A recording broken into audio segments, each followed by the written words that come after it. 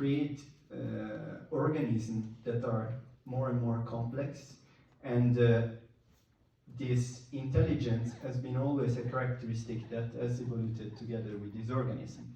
So I'll give you an example. The first organisms were so simple that they were reacting to the environment. So there are circumstances around this organism. They move, they have to feed themselves, and then when they see something that they can capture as food, they were reacting to molecules, substances. And then evolution brought us to become more and more complex, up to defining some neural connections within the organism that were able to take simple, very simple decisions. So instead of being just reacting to the environment, they were taking a bit of knowledge around the circumstances and choosing something, okay? That was an advantage for that kind of organism. Now, this evolved into brains, and brains are the final, let's say, coronation of intelligence on Earth, or at least the way we see it, because we apply human standards to intelligence to compare us and whatever is intelligent. The Turing machine, you know the story, I cannot explain it tonight, was making a test to define if humans' intelligence was to be surpassed by computer intelligence, but that's not the same thing. Why? There was at this point a separation between what is human intelligence and machine intelligence. I need to monitor the time. What happened is that computers were based on something that we had available, mathematics, logics, electronics. So we found a way to build a machine that finally, it was an attempt started in history. Humans always tried to recreate intelligence through machines, but we finally managed in the last century to create machines that were able to calculate very, very fast. And those were the computers. And now we put all of our trust on these machines to become intelligent. And soon we realized they were really fast at computing, calculating, but not really outsmarting us. So in the end, we understood there was something missing. This field of AI was lost for a few years until we realized that actually to make computers smart, we had to make them stupid. And that seems like a nonsense, but actually that's what happened. So we understood that humans don't use logic. It's not just ones and zeros in our brain. It's about fussiness. It's about confusing things. It's about getting distracted by randomness, by other phenomena to take a decision. Now, how does human intelligence work? In a very natural way, I said. And there are two mechanisms.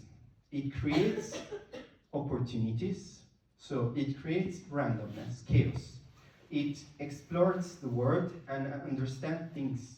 So you basically map the environment. You understand this is a chair, I can sit on that. That is a microphone, I can speak into that. And you try to acquire as many randomness from the environment. The more you know, the more you have ways to exploit the environment, the smarter you can become as an organism. But also you have to have another process, that is to put things in order. You have to sort out and you have to take decisions. So you minimize all this randomness and disorder by taking a decision that gives you a competitive advantage. And that's what nature gave us as an instrument to survive. It's basic survival. So we don't want to be cornered with a lion attacking us. So we will always look at the environment and think, what are the opportunities? There is an animal, there is a shielding situation, there is another human who could go first. There are strategies, there are ways to interact. And that comes from us mapping the environment and creating possibilities and then picking the best one. Now, what we needed to do is to make computers for this. And what happened is we managed. How did we do that? By teaching computers to not think in terms of ones and zeros, but think in statistical terms. Everything is not defined, but as possibilities. So we came up with these LLMs. I cannot explain how they work. but you see that they make a lot of mistakes. They're somehow intelligent, but at the same time they keep this intrinsic stupidity, let's call it like that, this disability to understand what they're saying, what they're doing. And that is exactly what makes us intelligent. So we think that humans are intelligent, but actually it's a process where this intelligence emerges. And what we do is that we train our own life to, contain this stupidity, this capability to do stupid things or to select smart things, and we train ourselves. We go to school, we pass exams, and that's how society creates trust in other human beings. So we trust an ambassador because he's been training the whole life. We should not, but we trust them to do their job because roles that we assign to individuals have been marked by society by the fact that these people have gone through a training. And so do all engineers or builders, the avionics, for example, the industry. When you take an airplane, you trust it to support your weight and not to just go on land.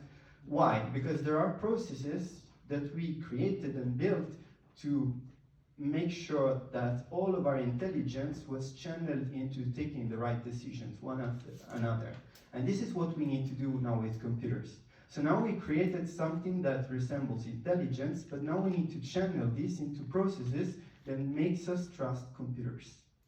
I'd stop here. I think I've said enough, made it too complex. No, you gave a very interesting idea of how complex this is. Just one objection when you say I cannot explain what LLM is. It's not true. You can explain it, but not now. So thank you very much. No, thank you, Andrea, for explaining to us exactly what it is.